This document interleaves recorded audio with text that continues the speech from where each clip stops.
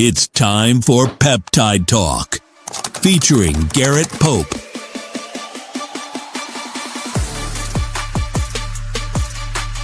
Now, here is your host, Joe Zapata.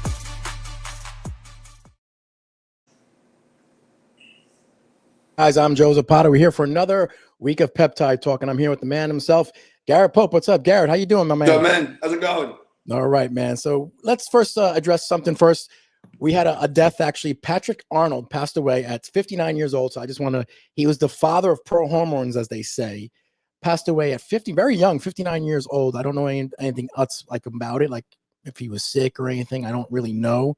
Did you hear anything? I'll bet you anything he was COVID vaxxed. Probably. So I'm just going to put up a picture there. Again, Patrick Arnold passes away. So condolences to his family and everything. Did you know anything about him, Garrett? What did you think about him? This is the guy that literally, remember Balco, Victor Conte, the clear, undetectable steroids. This is the guy, the chemist, I should call him. Okay. Not say the guy, because this guy was brilliant. Okay. Mm-hmm. He was the chemist that came up with all this. Okay. Mm-hmm. So I don't even want to discredit this guy and say the guy, the chemist. Okay. The guy was brilliant, absolutely brilliant. Brilliant. Okay. He came up with all this. Remember something, and I tell everybody this: for all the hate on him and all this, Barry Bonds never tested positive for PEDs. Why do you think that is? Because of him. Because of him. This guy came up. He's the guy that came up with undetectable steroids on tests. He's the guy that came up with the clear. He's the guy that came up. He's the guy that came up with Prohormones. Mm-hmm. This guy has contributed more to PEDs, I'll be honest, than anybody else, okay, as far as in America. Just brilliant mind, what he came up with. And again, for anybody that wants to say anything, I always go back to, well, you know what? Everybody wants to say about Barry Bonds and this and that. Barry Bonds he never got caught. He never tested positive. So, you know what? The proof is in the pudding right there. But this guy was well ahead of his time. And, you know, he was brilliant for what he accomplished. He got caught. He did a stint in prison. You know, for doing what he did. Yep. But he came out, and when he came out, he contributed even more. Came up with even more stuff. So you know, one of those guys that you know, for his contributions, it was phenomenal what he introduced. Yeah. So condolences to his family and everything. You know, young, 59 years old. Garrett, I also want to bring up, yesterday I went to one of the doctors, and I'm going to bring up his name because I told him I would mention his name. His name is Dr. Patel. He's here in New Jersey, Summit Medical Group. He's a orthopedic surgeon, you know, and I had issues with my knee before and everything. I went to him and I asked him about peptides straight out. I said, what about peptides? And he was the first one to say, get on board of peptides. He told me this. He said, you know, Joe, he's like, I don't like doing this. He said, he told me straight out, the doctor, and he's a great doctor. If anyone's in, you know, go to Summit Medical Group in New Jersey. His name is ANAVAR Patel, great doctor, great surgeon. He said to me straight out, Joe, that's the future. He says, I would love to just give people a shot and they regrow their cartilage. He goes, that would be my ultimate plan. He goes, because he's like, and he goes, believe it or not, I don't make a lot on surgeries. That's what he told me. He says, I don't make a lot on surgeries. You'd think I would do. He says, I do not make a lot of money on surgeries. He goes, my money is when people come to the office and have their visit. He's like, I'll make $100 every patient. So he says, I meet, you know, 12 patients a day or whatever, you know, it's $1,200. He said, but in surgery with Medicare and everything, he goes, I will only walk away with, and he told me the number. He says, I only make away $800, $900. Great with Medicare, people on Medicare. But he said, he said, he doesn't make that much money on surgeries. He goes, but peptides, he's on board. He agrees with it. He's actually looked into it. He said, this is the wave of the future. And he says, it would be awesome if we can get to the point where we just inject somebody in that area and it regrows. He goes, and that's what he would ultimately would love to do. I don't meet too many doctors who are into peptides, to be honest with you. Or know about them. But this doctor, Patel, he says, you know, I try to keep up on all the new news and everything. And he said, Joe, I'm on board with the peptides. So that should tell you, Garrett. You know, it doesn't surprise me one bit, because if you look at things, the doctors that are normally aboard on them are Indian or Chinese. Okay. Yep. And that's when you put his name up there right away, I went, makes sense. The Indian and the Chinese doctors will be well ahead as far as peptides go and this and that. Where if you look at the American doctors, they know nothing about them, and they're very rigid, and they're very no, absolutely not. So the doctor, Patels and the Dr. Xinjiangs, those guys, they'll be on board with it. Where the Dr. Schwartzmans will say they're dangerous for you, they're no good. Yeah, so 100%. Not a surprise. As soon as you put his name up, I went, makes sense. Okay, makes absolute sense because they have a different way of thinking. They're more open-minded. They're ahead of the game. They also listen. Peptides are the way in China. You know what I mean? That's where. So no, it doesn't surprise me at all. And I wish more doctors would get on board with things because that's where the honest future is at. Not prescribing painkillers and anti-inflammatories and all this. Fix the damn problems. Okay. And part of it is people have to fix the problems themselves. And I tell everybody else, it's not about a magic injection, a magic pill, this and that, and you're just going to feel better. You have to take some responsibility. You have to get your ass in the gym. You have to do things for yourself. Okay. Just because you take a particular thing like that regrows your cartilage, well, you have to still work out. You have to keep that strong. You have to keep the connective tissue strong. You can't just say, oh, I'm going to take an injection and I'm going to be all better. You have to still put in the work. And I don't care what age you are. Okay. You have to put in the work. Yep. 100%. Another story I wanted to bring up, and we have the picture right here of the girl right here. It's and this is kind of getting interesting, is that there's an alarming rise of teens injecting black market peptides as an easy way to lose weight and get tan. And this has been going around, and everyone's getting their hands on these peptides. They're very alarming, but a lot of teens are jumping on this bandwagon. And it's, again, if they just put in the work first before they get that route, that would be one thing. Garrett, what do you think about this whole situation? They're fear mongering. That's what the media is doing right there. This is fear mongering. Here's what the media does. They've been told by the government, get out in front of this. More, just like last week when you had Dr. Mike on Fox News. And I sent you this, I think, the end of last week. What they're doing here is, all right, how do we really get people fearful of this? Tell them the youth are using it. Tell them the teens are using it. Now, I'm going to go one step further here. And I'm going to give some examples here. So let's say, for example, we all know, we all discussed it. Everybody knows out there that uses it. Peptides, once they're reconstituted, meaning mixed, they need to be refrigerated. Bottom line, no ifs, ands, or buts about it. Need to be refrigerated. So you're telling me you're a teen, okay? Now, majority of teens live at home, okay? Of course. Majority of them. I'm not talking about 18, 19, maybe you live off of college. I'm talking about what they're gearing that for. Teens, high school teens, they live at home. I don't know too many high school teens that have a refrigerator in their bedroom, right? Think about it. Most of them have, it's a refrigerator in the house. Maybe there's one in the garage, whatever.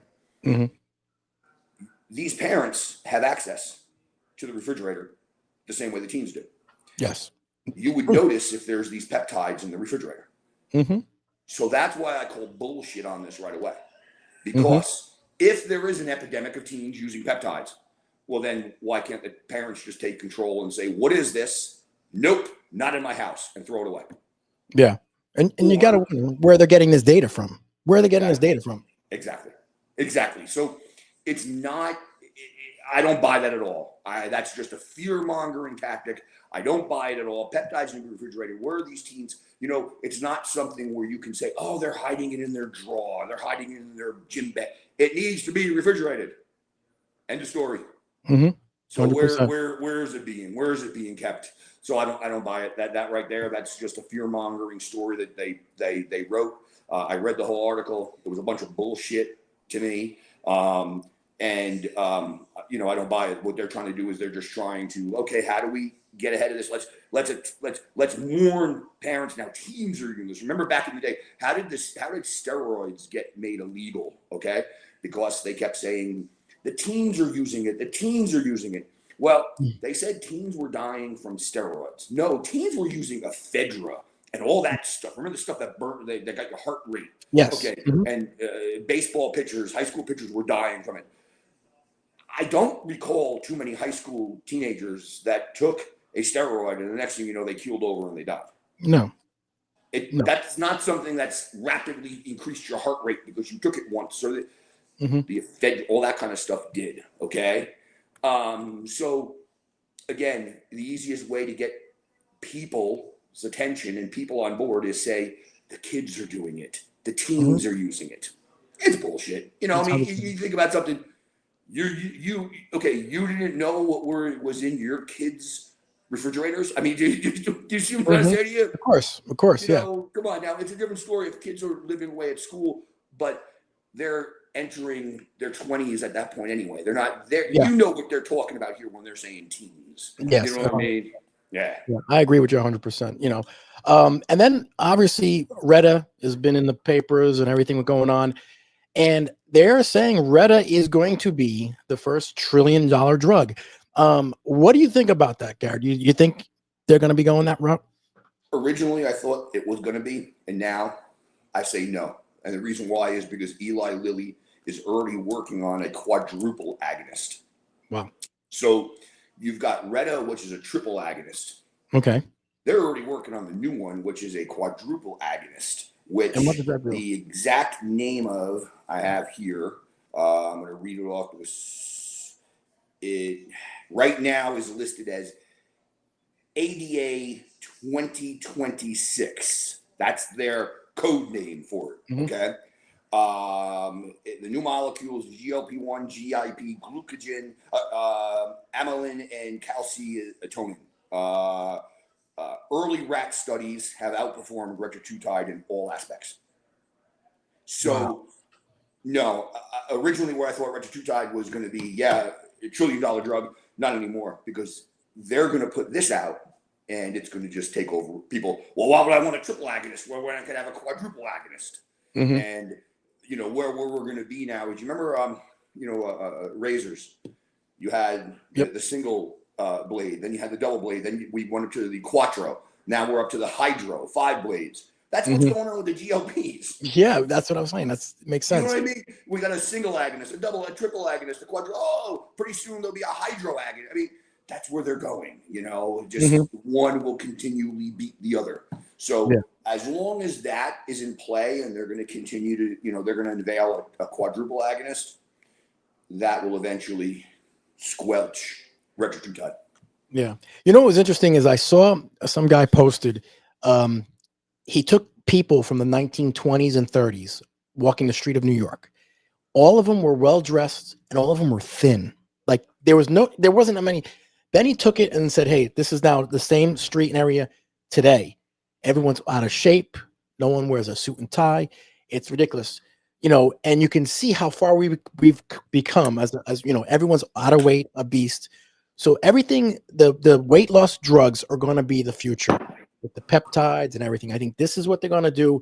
Everyone's on it. I know peptides and everything. So it's just amazing how we change, you know, crazy. Yes. And at the same time, and I've said it before to people, for the body positive people out there, this just proves they were full of shit. And what I mean by that is all the fat asses that sat there and said, I'm fat and I'm proud. No, you weren't. Because if you were, you would sit there right now and say, I'm not taking a GLP-1 because I'm proud of how I look. You were never proud. You just didn't want to put in the work. You didn't want to go to the gym. You didn't want to eat right. But when you can just take a shot and still sit on your fat, lazy ass and lose weight, now you're all in. So, you know, I don't, those people, that just bugs me. You know what I mean? Yeah, it's kind of crazy. Let's also talk about was it Melatonin?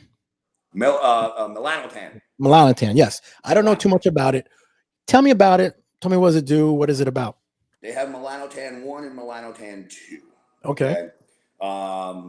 There's slight differences in them. Basically, the design behind it is off of that little article with the teens, you know, using getting tan, you know. Basically what it does is it's tanning without the sun. So it's an injection, it's a peptide, and it darkens your skin without having to go out into the sun. Now, if you do go out into the sun, you can go into the sun for about 10 minutes and it will magnify the normal color you get by like 100. Wow. So where you normally would go out and spend let's say, an hour in the sun, and you would come back with some redness. It takes all the redness away. You just come out looking like golden, bronze, just looking like the perfect tan. Okay. So it also prevents getting burnt. Okay. It basically changes the pigmentation of your skin. Now, there's some side effects with the melanotan too. They say new mole growth, freckles, new freckles. No, excuse me, my bad. New freckles, darkening of existing moles. Okay, so darkening of existing moles, new freckles.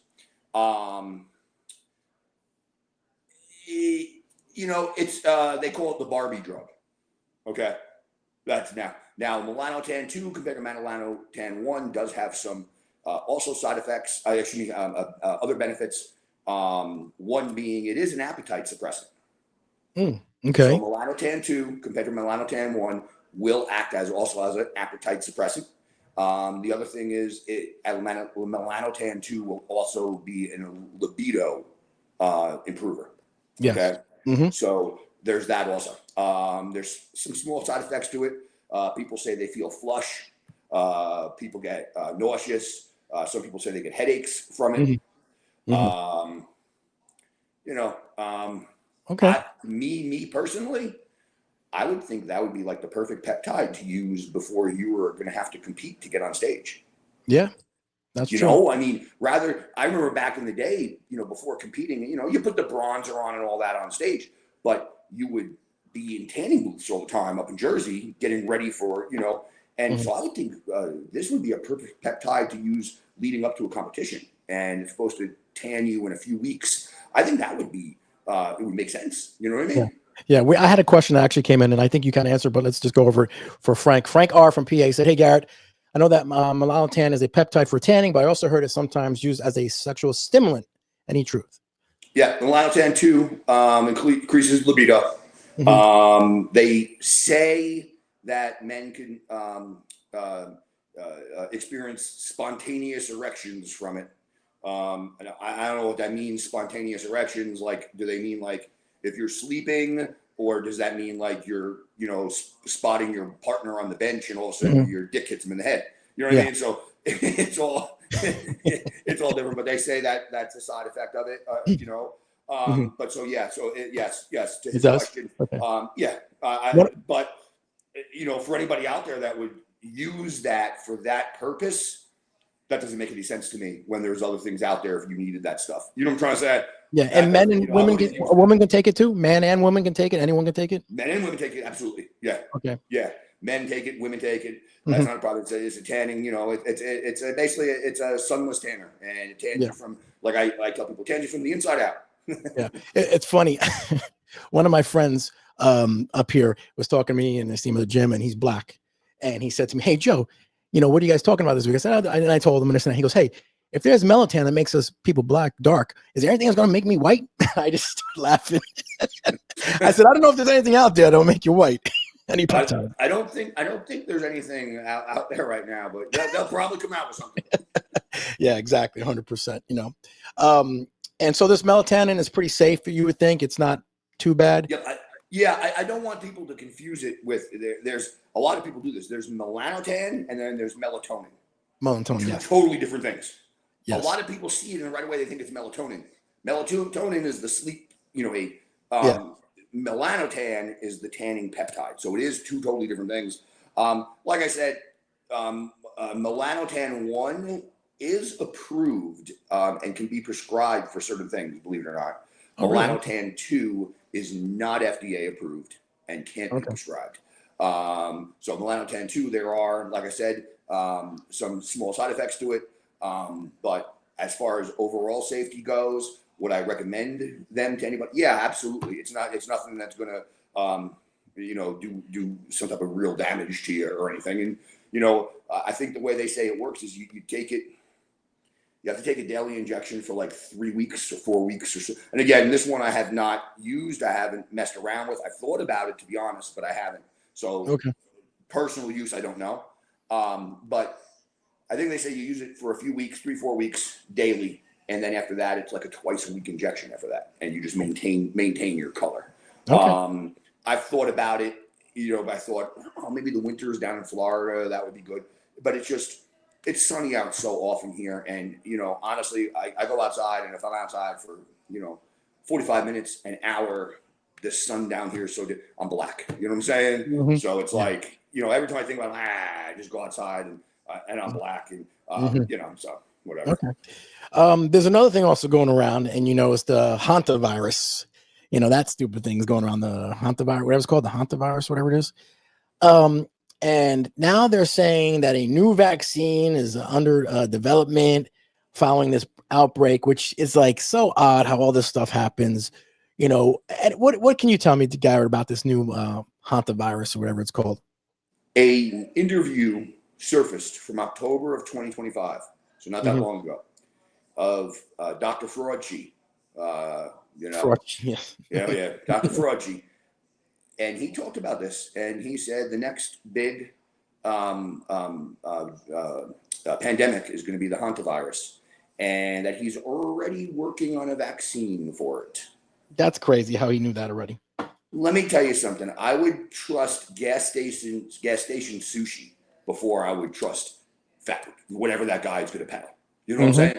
Mm-hmm. I don't try. That guy was a fraud from day one. Like I said before, you can look up. Anybody can see it. They can look it up. They can YouTube it from the 80s. He was on ABC News remotely, and they interviewed him on the AIDS epidemic. Okay, remember when Rock Hudson and all? Remember in the very beginning of AIDS, and when it was really hitting everybody. And he gave an interview, and in this interview, he said, "You can be in the same room with somebody as AIDS and catch it." It was close. He said, you don't have to be you could be in the same room with somebody and you can get AIDS. You can touch somebody and you can get AIDS. That's why we need to quarantine these people, these AIDS they need. And if you remember going back to then, okay, originally when somebody had AIDS and they were in the hospital, they were quarantined. Like, the doctors and the nurses would go in there with full men. I mean, it was ridiculous. And, Fauci, even back then, was doing the fear mongering. And for anybody that says, oh my God, I'm a fan of go ahead and YouTube that. Dr. Fauci on AIDS in the 80s, ABC News, whatever you want, go to YouTube. And anybody could watch the interview. Okay. So it's not like I'm saying anything that people can't back up. Yeah. And he basically sat there and said how dangerous AIDS is and how you can catch AIDS. So I don't trust that guy for shit. And then with his COVID garbage. And then now this. The Hantavirus has been around for a long time. Here's what I try to explain to people. The Hantavirus is only spread through rat droppings, okay, and rats to humans, okay? There is one strain, the Andes strain, ANDES, like Andes Candies or Andes Mountains, okay? That strain passes from human to human. This Hantavirus that was on that cruise is the Andes strain. Now, let me just point out to people, for anybody that says, oh my God, well, how did that Hantavirus get on that cruise then if it's the Andes strain? Well, that cruise, one of the places they docked was Argentina. Okay, gotcha. If you know your geography, there you go. So that's it. So for anybody out there going, well, if it got on that ship, it can get anywhere. No. They docked where, so apparently, people get off in docking and this and that, and who knows, maybe a local had it, or you don't know what happened. I mean, I'm not saying this by any means, but how do you know there wasn't somebody on the ship and they docked in Argentina and they hooked up with a prostitute in Argentina and the prostitute? I'm just giving examples. Yeah, exactly. Anything could be possible. And there you go. And it spread and they brought it back on board and there you go. So there's a lot of different things for it. It's the Andes strain. For anybody out there that's sitting there going, my God, this is the next pandemic. We have to listen, by all means, anybody out there that wants to wear a mask, hide in your house and walk down grocery store aisles followed by arrows because you're saving lives, have more power to you. Go ahead. Do it. Do it. I won't partake in it. I didn't partake in it last time. I won't partake in it this time. Whatever. You know what I mean? Yeah. I will bring up 2 points up. Number one, now anybody that's still wearing a mask, I'm just assuming they're ugly. And number two, people don't realize something. The year 2020 was the greatest year in history if you wanted to rob a bank. Yeah, true. Think about it. Yeah, you walk into a bank, everybody could wear a mask legally. You could walk in, you saw some people, they had full head, you could walk in with a bank, rob the bank, and their description is going to be, he was wearing a mask. Yeah, everyone was. I think we learned a lot from the COVID vaccine, even though, and I'm going to be honest with you, I had an issue with my company, and I'm going to call out his name. His name was Mike Millman, and he was the sort of the committee. He was our COVID committee in our job. His name was Mike Millman, and he was. Was this Under Armour? No. Okay. And he was pushing everyone to wear the whole get the shot, get the vaccine. He was saying everyone get the shot. We need a shot, or you can't come to work and everything. And they were having committees, and I was pushing against it. I was like, look, I'm not putting this in my body. I don't want to. I'm very healthy. I take vitamins. I think whatever. And he's like, no, we need to. And then HR was involved. So there was a lot of things involved with this. And they were adamant that any new hires had to have had the shot, the vaccine, had to have had all working on board. And I was very adamant against it. And I was saying, and I was actually calling this guy Dr. Millman, making fun of him because he thought he knew everything. And I'm like, look, you don't put this in your body. I says, I know a lot more than you do about when it comes to working out and body stuff. I said, I don't think this is right. We shouldn't make employees have to get this vaccine. There's a lot of back and forth and everything. So, and now look at it today. Everyone's saying all these people, all these problems, and it's just stupid, really stupid, Yeah. And I mean, look, the blood clots, the cardiovascular diseases, the turbo cancers. The turbo cancer was never a term I ever heard before the COVID vax. There was never such a thing as turbo cancer. I've seen more things now than ever before. So to be totally honest, yeah. And these like your boss, that guy there, he didn't know what the hell he was talking about. No, of course not. What they did was they pushed things because everybody panicked. Correct. To a degree, I will give people a pass that were in power positions at businesses, at corporations. They didn't know any better, and they were being told by the powers that be, you're not going to be able to travel without the vax. You're not going to be able to do this. So they were making decisions based on the information they were being force-fed. Okay? Yes. The people I blame, the doctors, all those people that knew better, and they still push the vax on people. Shame on them. Shame on them, because they're medical professionals. They know better. And for them to sit there and push the vax on people, that's disgusting. The business people, they didn't know. They were under threat the same way everybody. Think about some. Look at all the law enforcement and everything that was being told you're losing your job unless you get vaxxed. Okay. I'm not sure of the story exactly, but my girlfriend was up in Pennsylvania working at the time in 2020. I'm almost sure she said she was forced to have to take the vax or lose her job, and she refused to take the vax. She lost her job, and then she moved down to Florida and, got to, work in a different job remotely and this and that. But it was a story, something like that. I can't be 100% sure on that because I'll be honest with you. A lot of times I don't pay attention when she talks. But that's what I remember of the story, to be honest with you. So 100%. Yeah. These people are just, with the vaccine, and I eventually had to go get, it's crazy. All these people got their boosters, their 30 shots, and they still get COVID. What does that tell you? I'm like, come on, man. You're on your third booster. It's the only vaccine out there that you keep getting boosters for, but you keep getting the virus. Yes, exactly. How does that make sense? How does that doesn't add up? These things are supposed to prevent you from, think about something. People that get the flu shot, it's supposed, you get the flu. But you get the COVID shot, but you still get COVID. But what it's supposed to do is prevent you from dying from COVID. And I just shake my head and I sit there. The only people that I okay the COVID shot for, if you were immune compromised and you had previous conditions, whether it be cancer, whether it be kidney transplant, where you had already a weakened immune system, and your doctor said to you, listen, I'm going to be honest with you. If you get COVID, there's no way you're going to survive. You're going to die from it. All right. If you want to roll the dice then on the vax, I guess so be it. But I wouldn't do that unless you were over a certain age. If you were a younger person, I still wouldn't do it. You know, I'll use a perfect example. She was in her late 30s at the time, 38, 39, somewhere around there.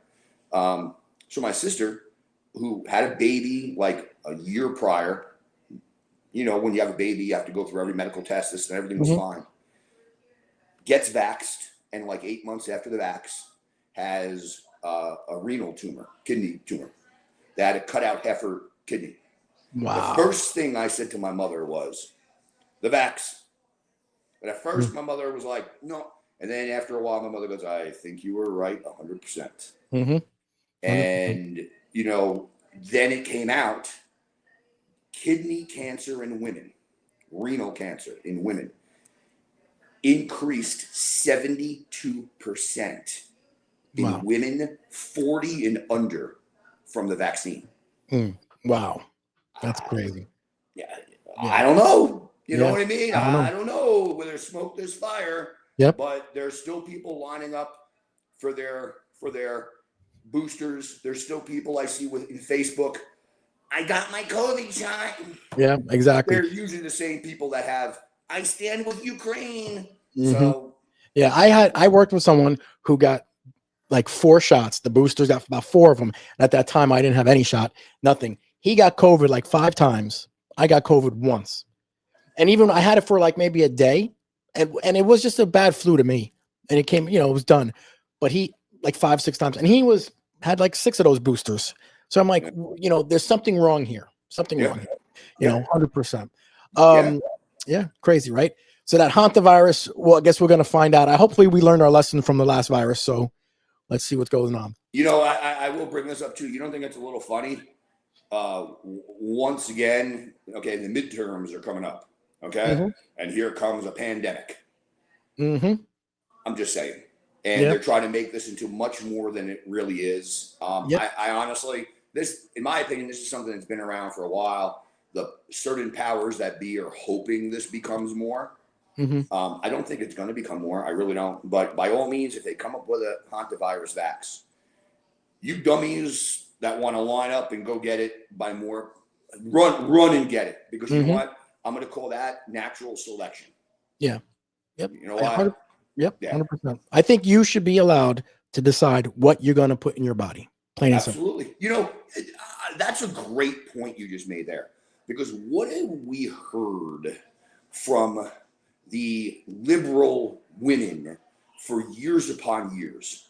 My body, my choice. Correct. Right? Okay. Now, my body, my choice, my body, my choice. And you know what? That's great. But my issue is this. When in 2021, when that vax was out there and everything, said, my body, my choice, I choose not to put it in my body. And you know how many of the same my body, my choice pro-abortion people turned on me and sat there and went, you selfish bastard. You wait a minute. How does this not apply here? My body, my choice. You were my body, my choice for an abortion, but you're not my body, my choice for this. You're not, it's not making sense. No, doesn't make making sense. No, 100%. All right. Let's switch gears and we're going to talk about ANAVAR. Let's talk about ANAVAR a little bit because a couple of people asked me questions about ANAVAR. Garrett, tell me about ANAVAR because it's very popular, ANAVAR, apparently with bodybuilders and everything. Tell me about ANAVAR. Oxandrolone, probably one of the safer steroids out there. It actually has, we used to prescribe it all the time when I had liquid rejuvenation. It has a real purpose to it. Okay. People with wasting diseases, burn victims. It allows people to keep muscle mass on their body, repair. It actually has a real, it heals real conditions. Okay. So it's not one of those out there that can't be prescribed or this and that. It definitely can be prescribed. But that's not what, we're not talking about that, obviously. So, what we're talking is usage from people. It's it's considered the safest steroid out there for females. Okay. Just jumping real quick to it. As far as side effects to it, it's an oral. So obviously it can have liver toxicity. I don't care anybody out there that wants to say it's not toxic to the liver at all. Any oral can be toxic to your liver. Bottom line. Yeah. Anybody that wants to argue differently, you don't know what you're talking about. Yeah. Because now I'm not saying it's like an Anadrol or something where it's extremely toxic, but what I'm saying is it can be toxic. Yeah, sure. That's it. Okay. It does mess with your good cholesterol. Okay. So you got your HCl, your LDL. Okay. It can damage your good cholesterol and increase your bad cholesterol. Okay. So you got to keep an eye on that. So it can mess with that a little bit. It's a great as far as muscle hardening, getting ridiculously vascular. Okay, it's a good drug. But I find there's two things that people do with this. Number one, they stay on too long, and number two, they use it in too high of a dose. Okay. There's a question here too that came in from Greg T, and he says from Rockaway, New Jersey. Let me pull it up real quick. And he said, hey fellas, does ANAVAR come in injectable form or pill form? I've only heard pill form, but someone mentioned it was an injectable. Well, I'm going to change that here to liquid form. Okay. Instead of, I'll tell you in a minute because it's a fine line here. So it comes in a liquid form, compound in pharmacies. Okay, we'll make it in a liquid form, and that's for children. A lot of times, young children, burn victims, it comes in an oral liquid form. Okay, it's a lot easier for it to be administered. Okay, a liquid than a pill to Yeah. Okay. So yes, it can be made from a compounding pharmacy into a liquid form. Now, flip over into injectable. Can you find it in injectable form? It is very rare, but yes, the underground markets can make it in an injectable form. Compounding pharmacy won't do that. Compounding pharmacy will only make it in a oral liquid or a pill. I have never used an injectable or a liquid form of ANAVAR in my life, nor would I. ANAVAR comes in pill form. Take it in pill form. I guarantee you, if you get your hands on underground liquid ANAVAR, it's fake shit. It's shit. It's garbage. Now, ANAVAR, ideally taken, you should keep it to 6 to 8 weeks, no more. No more. Never exceed past 8 weeks. Okay, 6 to 8 weeks. Now, I'm sure there's going to be people out there that are going to jump on and go, I stayed on for 12 weeks. I stayed on for 14 weeks. Good for you. I'm telling you simply, if you want to manage your cholesterol well, your liver enzymes well, if you want to take it in the safest way possible, 6 to 8 weeks. The second thing is dosage. Okay. You don't listen. I knew people that were taking 80 to 100 milligrams of ANAVAR daily. Whoa. That's ridiculous. That's ridiculous. I have never in my life, when I've used it, taken more than 25 milligrams a day. Ever. Women see results between 5 and 10 milligrams a day. Okay? Women can see great results 5 to 10 milligrams a day. I've never taken more than 25 a day at my body weight. You know what I'm saying? So we're not even talking about somebody who's a lesser body weight, a guy that's, 200 pounds, 225. At my body, 275, 285, I've never gone above 25 milligrams a day. Okay.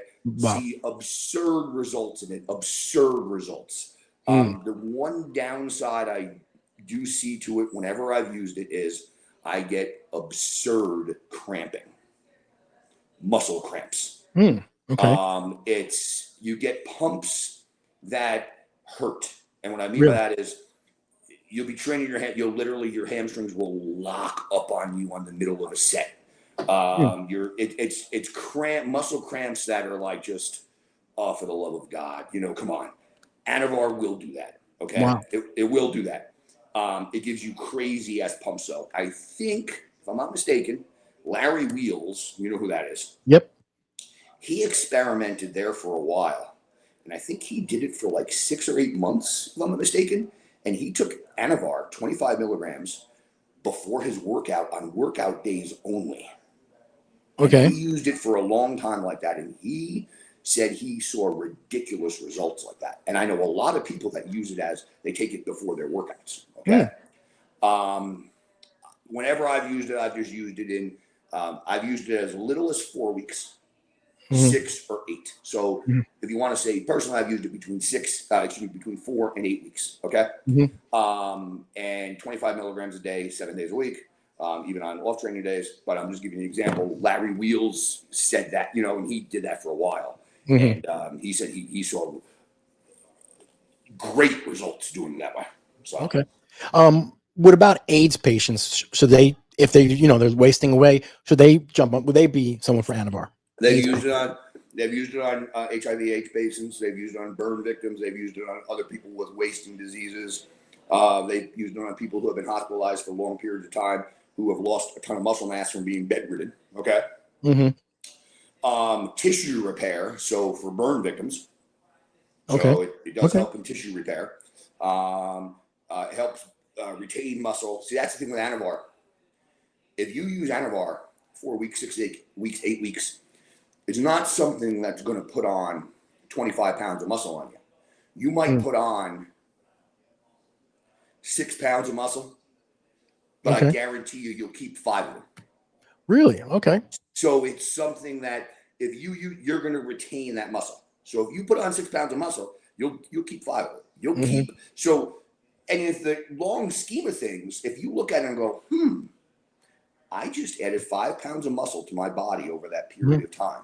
That's a win. Yeah. That's the win. If you get to keep that, that's a win for you. Yeah. Like I said, it's safe. Does it have, it's an anabolic and an androgenic. So in women, can it have side effects?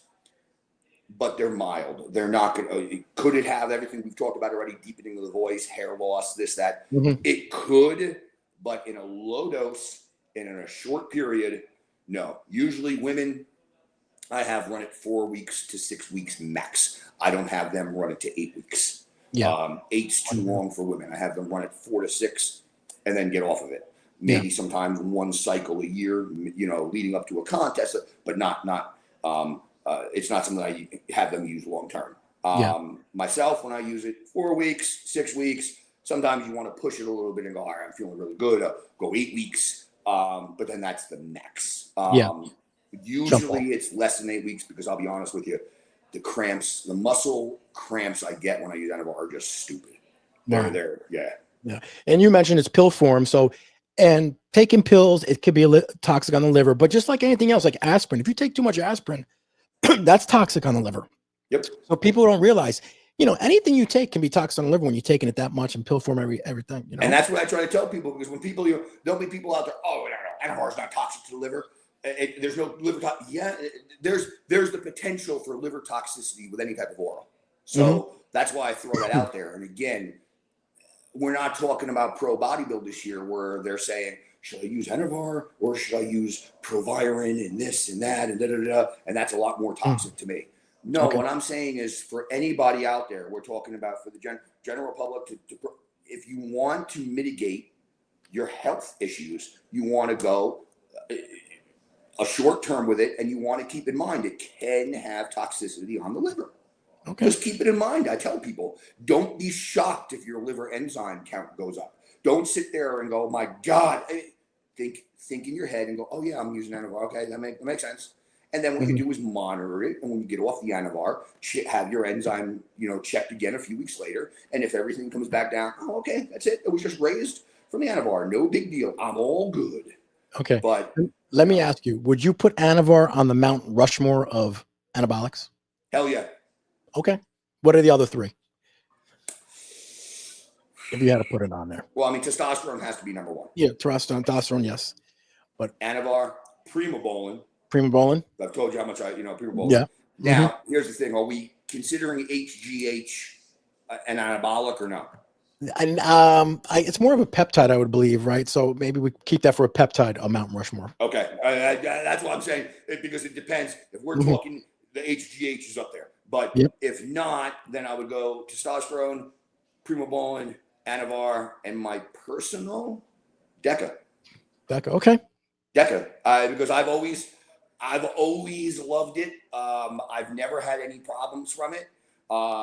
It makes my joints and everything feel great. So my 4 would be Primo, ANAVAR, Test, and Deca. And if Okay. you notice something about all of them, they're all pretty safe.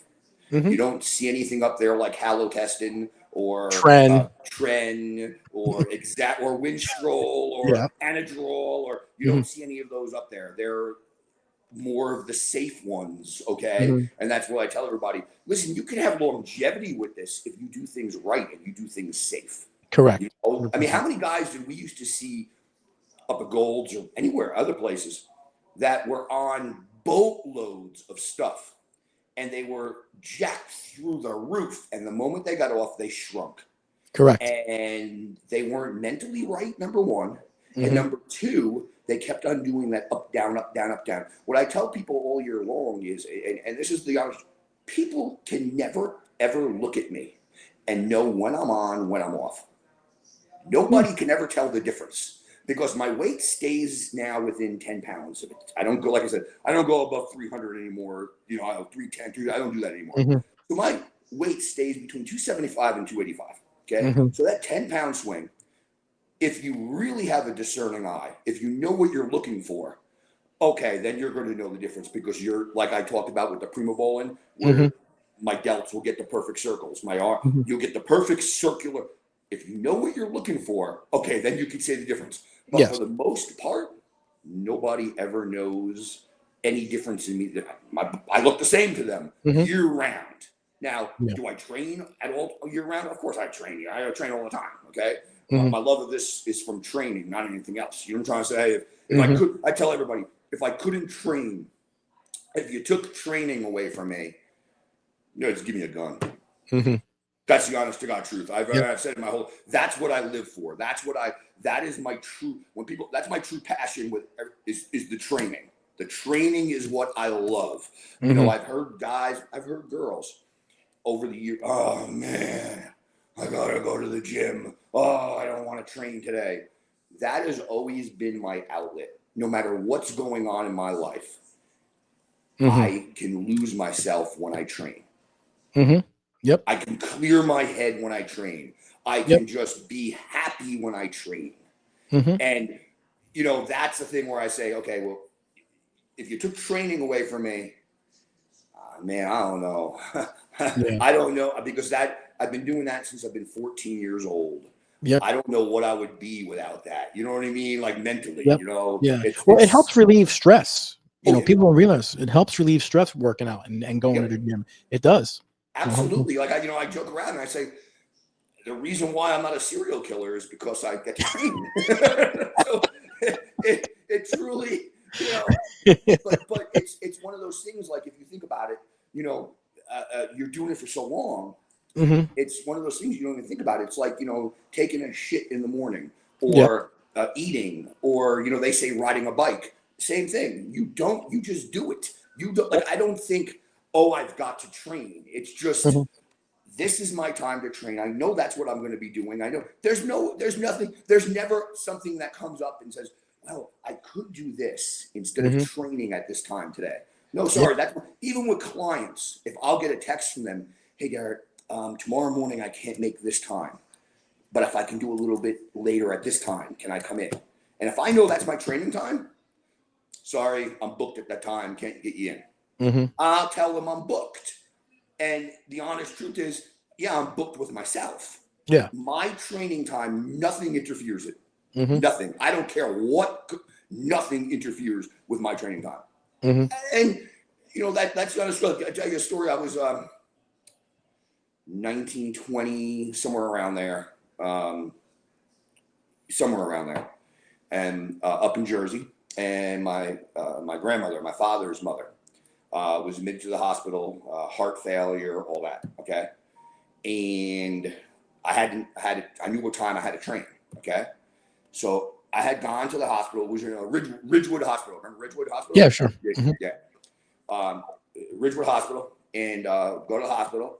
And my dad went to the hospital, okay, and I was there and everything. And I remember, like, my uncle came and my aunts and all that. And, you know, I kept, like, to myself, kept looking at the time. And then all of a sudden, out of nowhere, I go, I got to leave. Left, went to the gym, got my training in, this, that, because that was the time I was supposed to train.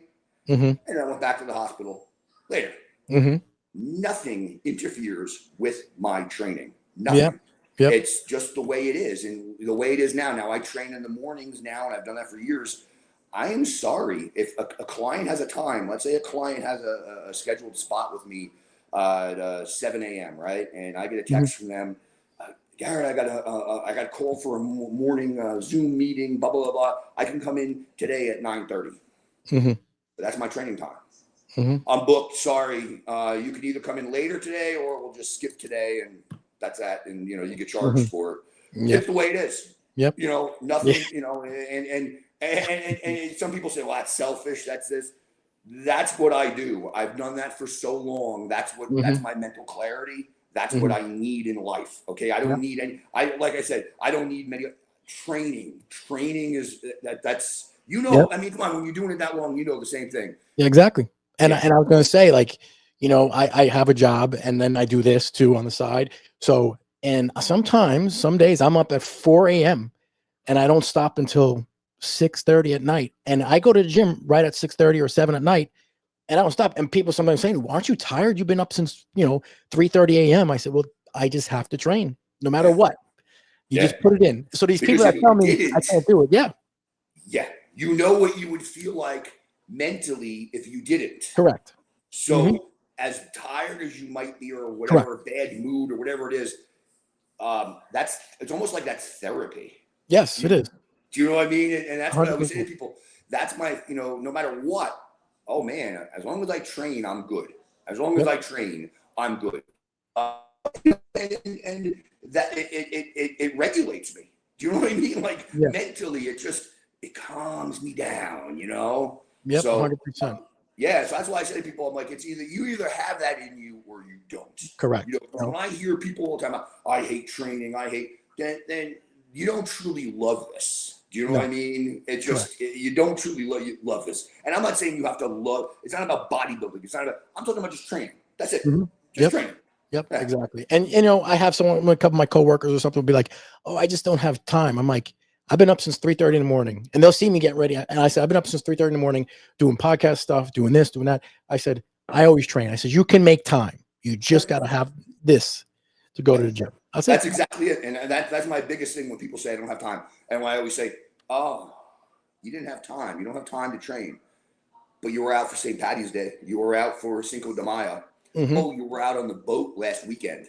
That's all time that could be spent training. Yeah, exactly. 100%. When people, what I love hearing when people say to me, oh, yeah, but what?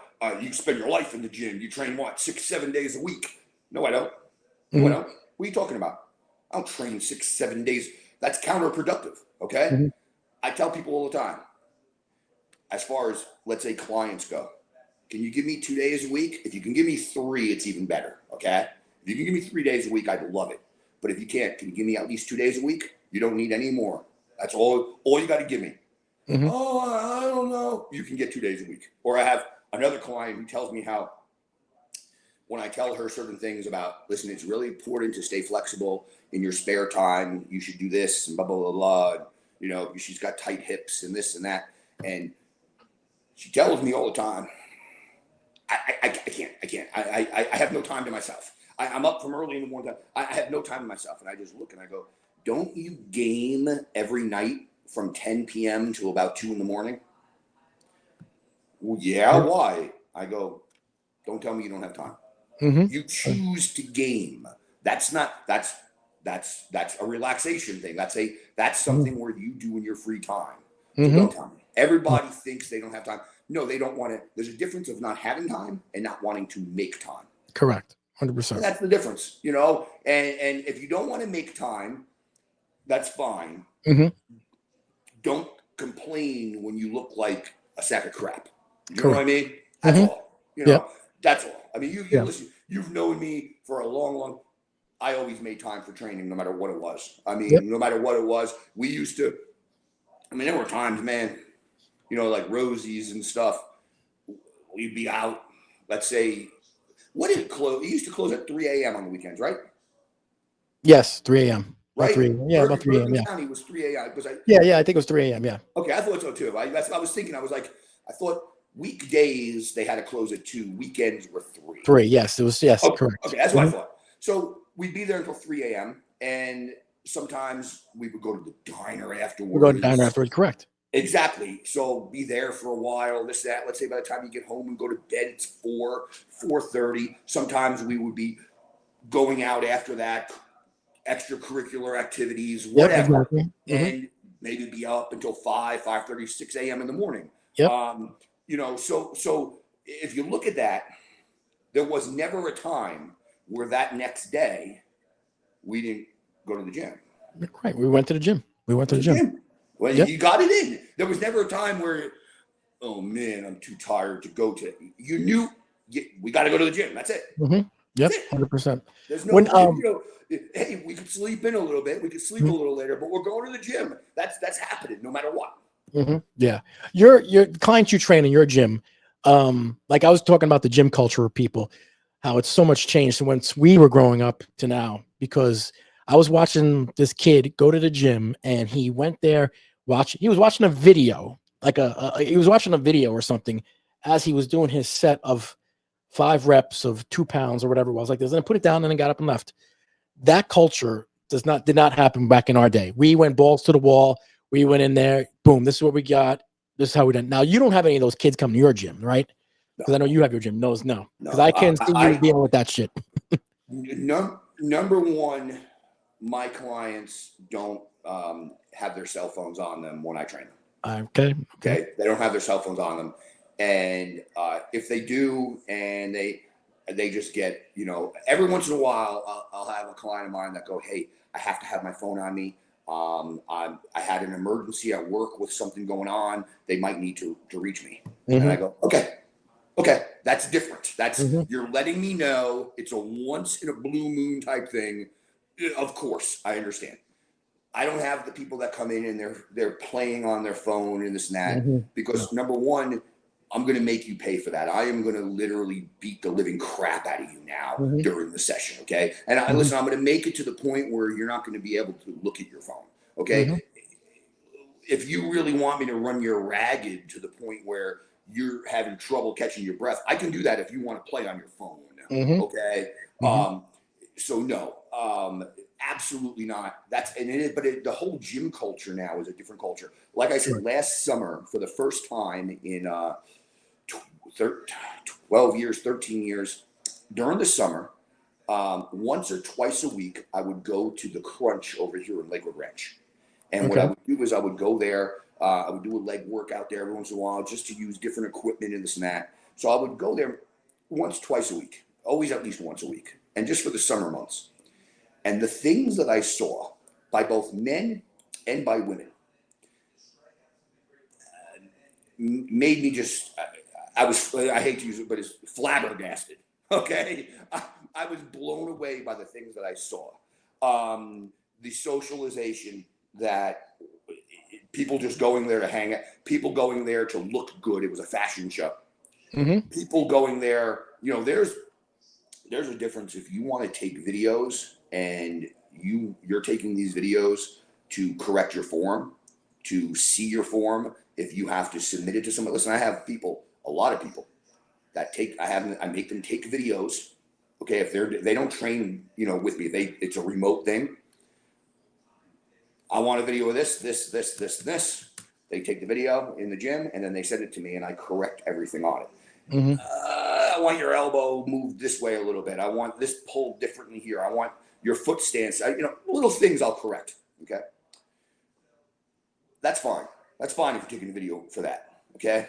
If you're taking a video of every single time you're in the gym of doing your 1 rep max once again, that's not for what is that? What is that? Here we go with your 1 rep max once again. Here you go with your what? And I would just laugh. There was last year at Crunch, there was a girl there that was just happened to be there again in the morning. Every time that I would be there, and she was in phenomenal shape. But every time I was there, she would be performing her 1 to 3 rep deadlift max. Every single time. So one time she turned and she said, it seems like every single time I'm taking this video, you're in the video. Do you mind? And I said, I could care less. I don't care. I mean, some people don't like it. I don't care if I'm in the video. I don't care. She goes, oh, okay. I just wanted to ask. I want to be polite. I go, thanks. So that opened the conversation. And I said to her, I just have to ask you, how often is you deadlift every day, every week on Wednesday? Oh no, I deadlift on Monday, Wednesday, and Fridays. Okay. Why? Why? Who taught you? I don't understand why. Well, on Monday, Wednesday, and Friday, I deadlift. And on Tuesday, Thursday, and Saturday is all glutes. Okay. And I just went, okay. And I couldn't even, I walked away at that point.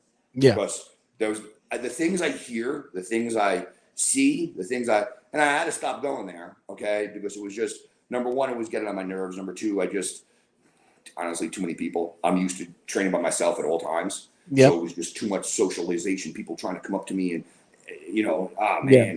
then people coming to me, knowing from, the gym when I had it on Lena and on university and people that knew me and wanting to talk. And it's just like, I don't want to do that. I don't want to talk to you when I'm in the gym. And that's another thing too. When, we used to go and train, we used to train, we used to get out. It wasn't about, hanging out and having a social party and having I was there to train. That's why I say, when I say about, I never dreaded going to the gym. It's because I knew I was going in there to do one thing and one thing only.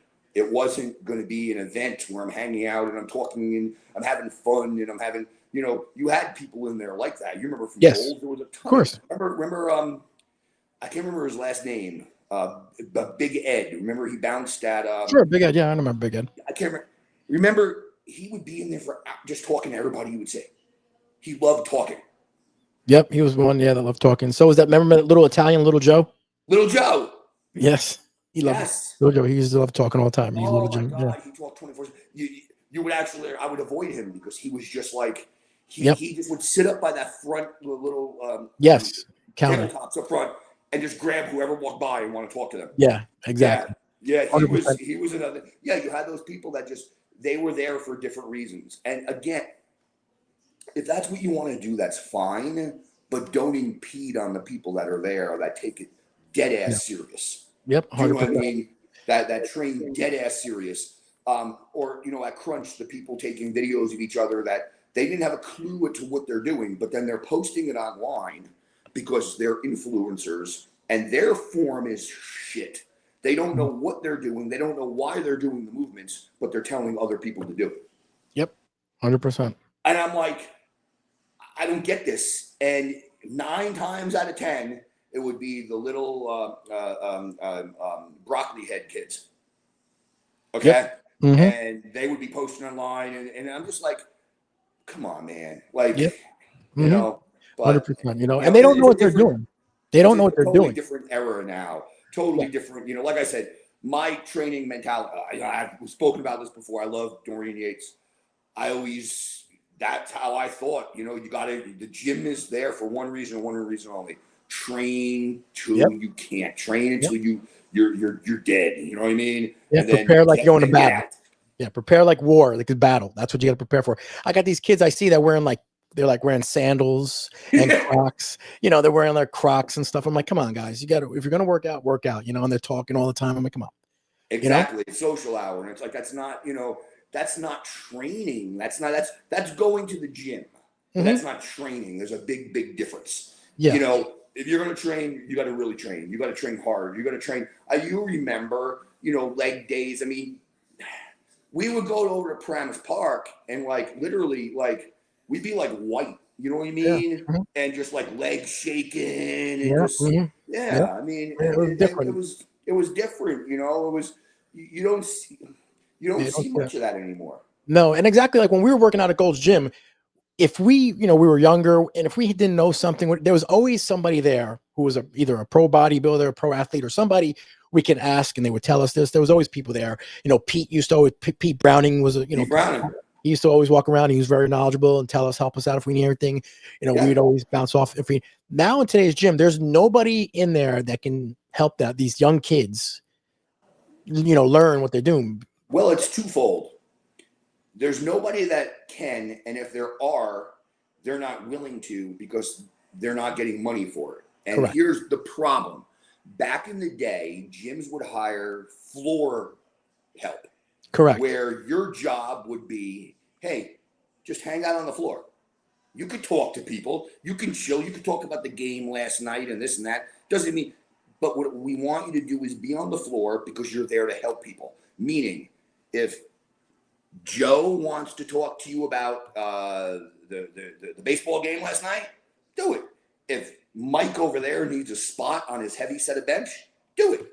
If you see somebody doing something wrong form-wise, correct them. That's right. Nowadays, They don't do the big box gyms push sales. Correct. And they're not pushing quality training. They're just pushing numbers. Correct.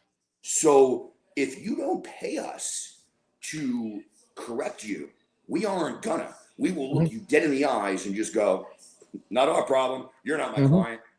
Yep. 100%. You know, and that's all they do. It's about money now. It's not about the trainers. Things have changed. And I'm not trying to rag on anybody here, but I've always said this. If you're a trainer, look the part. Look the part. Exactly. And what I mean by that is I'm not saying every trainer has to be jacked. That's not what I'm saying. No. Look fit. Don't have a gut. Don't be outside the gym smoking a cigarette. 100%. Don't be sitting there eating, pure crap. Okay. Don't be getting Taco Bell and eating Taco Bell in the gym. Don't look, you know what I'm trying to say? Yes. Look the part. Don't be a fat ass. Don't be, hey, there's plenty of trainers who are triathlon runners. They're literally like this. But you know what? If they were to take their shirt off, they're shredded to the bone. Okay. That's fine. Look the part. And there's too many trainers I see nowadays that you look at them and I just say to myself, how can you be advising somebody on training when it looks like you don't even do it yourself? Correct. 100%. You know what I mean? Yep. And if you do, and if you say something like that, they'll say, well, I'm qualified to do this. They always have some sort of almost that liberal woman thing will say something like, oh, hey, I could do this. I'm a he, she, whatever. And they'll say that they can do this, but or their quick thing will be turned around and they'll look and they'll go, I don't have to be on steroids to train somebody. Correct. 100%. And right there, I just shake my head and I just go, well, that tells me everything I need to know about you because that's your mentality is, well, when I was on steroids, I could look like that too. No, it's about hard work. It's about training. It's about, and I see so many people, they just don't look the part. They don't look like a trainer. They have, I see trainers with literally a gut hanging over and I'm like, come on. Like that is the sloppiest thing. Or here's my other favorite. And again, I'm not knocking it because some people can, but there's so many people who are clients. They hire a trainer. I see this more with females than males. They hire a trainer. They train with a trainer for a year. And the next thing you know, they become a trainer themselves. That happens all the time. Wait a minute. Just real quick. I know you're a Yankee fan. Max Fried just left the game with an injury after 3 innings. Oh, no. He's one of our best pitchers. I have him on my fantasy team. That's why the alert just came up. Oh, wow. Thing. So he just left after 3 innings with a apparent injury. The alert just came across my thing. So I just wanted to let you know. But I see a lot of women doing that where they will hire a trainer and after a year they branch out on their own and they become a trainer and then they sit there and they say, I've been in the gym business training people for 20 years. Wait a minute, I remember you 5 years ago when you had a trainer. What are you talking about? Yep, 100%. I'll give you one. So when I first moved down here, Lifestyle Family Fitness, which sold it was originally, before I lived here, a gym called Southside. It was a